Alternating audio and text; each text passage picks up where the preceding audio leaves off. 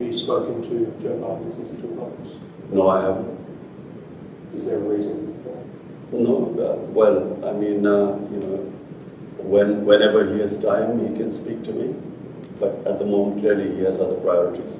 What would you say to him if you had the meeting? I would, you see, the US has a big responsibility as, the most powerful nation in the world. They have this huge responsibility in the subcontinent. This is almost 1.4 billion people living in the subcontinent. We are held hostage to one dispute in Kashmir, a disputed territory.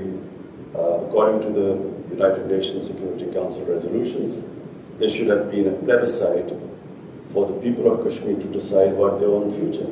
That has never taken place. It's frustrating. Over 100,000 Kashmiris have died in this freedom struggle. And it can easily, if the Americans have the resolve, the will, this can be sorted out.